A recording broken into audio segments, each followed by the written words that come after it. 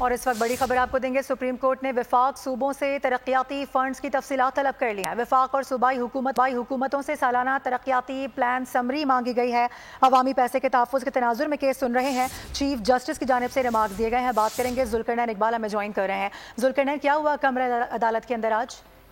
دیکھیے، chief justice of Pakistan کی سربراہی میں 3 رکنی بینچ تھا، جس نے وفاقی اور صوبائی حکومتوں سے سالانہ ترقیاتی پلان کی سمری مانگ لی اور کہا ہے کہ جو سیکٹری فائنانس ہیں یا چیف سیکٹری ہیں، ان کے دستخط سے یہ جو تفصیلات ہیں عدالت میں جمع کرائی جائیں۔ چیف جسٹس آف پاکستان کا کہنا تھا کہ عوامی پیسے کے تحفظ کے تناظر میں اس کیس کو سنا جا رہا ہے۔ حکومتیں پیسے ضرور خرچ کریں، لیکن شفافیت آنی چاہیے اس میں، اور شفافیت کا مطلب یہ ہے کہ ترقیاتی اسکیمیں کسی انفرادی شخصیات کی بنیاد پر نہ چلائی جائیں، بلکہ عوام کے جو سہولت ہے اس کو مد نظر دیکھ کے تو پیسہ جو ہے اس کو خرچ کیا جائے۔ انہوں نے یہ بھی کہا کہ ضیاء الحق نے رکینی اسمبلی اور سینٹرز کے لیے ترقیاتی فنڈز کے نام پر پیسے دینے کی روایت شروع کی تھی، اور کافی پہلے دن سے ہی ہمیں اس معاملے کے اوپر کافی مشکلات کا سامنا کرنا پڑ رہا ہے۔ اور واضح کیا عدالت نے کہ عوامی جو فنڈز ہیں ان کو کسی بھی صورت ضائع نہیں ہونے دیا جائے گا۔ منصوبے ضرور بنائیں، لیکن سب کچھ آئین اور قانون کے مطابق ہی ہونا چاہیے۔ چیف جسٹس آف پاکستان نے یہ بھی کہا کہ حکومتیں تبدیل ہو جاتی ہیں تو منصوبے لٹک جاتے ہیں، جبکہ ترقیاتی منصوبے کسی انفرادی شخصیت کے نہیں بلکہ ریاست اور عوام کے ہونے چاہیے۔ اب 3 ہفتے کے لیے عدالت نے کیس کو ایڈجرن کیا اور